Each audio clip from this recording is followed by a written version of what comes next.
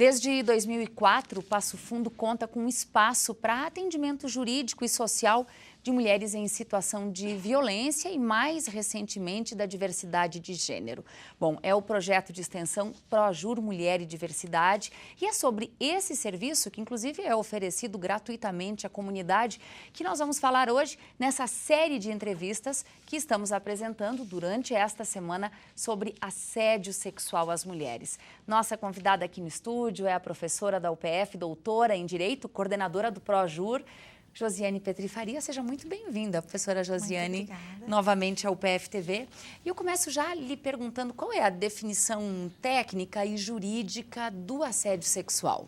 Pois então, o assédio sexual no Código Penal brasileiro, ele está no artigo 216-A e significa constranger alguém a qualquer favorecimento sexual, porém, no delito de assédio sexual, essa prática deve se dar no ambiente de trabalho e proferida sempre de uma pessoa hierarquicamente superior para uma inferior, ou seja, então alguém que tem poder de mando que assediaria algum imediato, né, ou alguma pessoa que trabalha consigo. Então, a capitulação, ou seja, o crime de assédio sexual só acontece no ambiente de trabalho.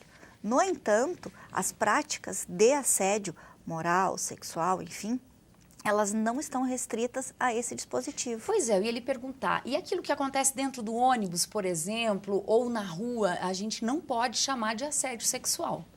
Nós não podemos chamar juridicamente de assédio sexual, mas veja, não está incorreto chamar dessa maneira, porque dessa maneira é que nós entendemos, dessa maneira é que a vítima se sente.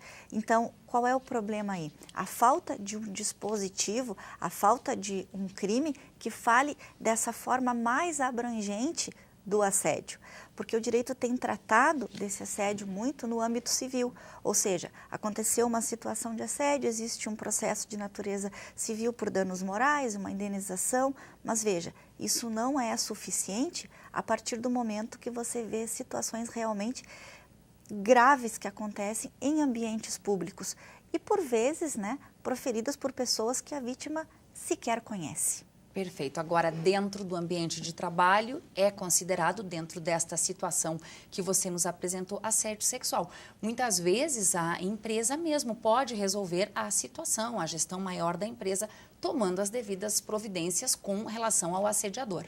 Pode resolver, mas veja, nós temos uma subnotificação, ou seja, um número muito baixo de denúncias do delito de assédio sexual. Então, não é o suficiente você resolver no âmbito administrativo. Isso é muito grave, né? Futuramente as próximas convidadas vão poder falar que isso provoca danos, por vezes, irreversíveis à saúde da vítima. Amanhã, inclusive, a gente vai receber aqui no estúdio uma psiquiatra que vai falar sobre o aspecto emocional de quem sofre assédio sexual. Agora, professora Josiane, o ProJur Mulher nesse contexto, desde a sua existência, tem muitos casos registrados de assédio sexual?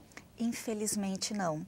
Nós temos um número bastante reduzido, nós temos outras situações de assédio que nós não podemos chamar de assédio sexual, mas que entrariam em ato obsceno, constrangimento ilegal e, dependendo do caso, pode até se enquadrar como estupro, mas nós temos uma subnotificação, um baixo número de denúncias. Isso nos diz exatamente o quê? Isso nos diz o seguinte, duas questões, né? Uma delas é a tolerância social à violência contra a mulher e a segunda é a percepção equivocada ou errada, né, de que sem acontecer o toque é menos grave, não é tão violador ou não é violência.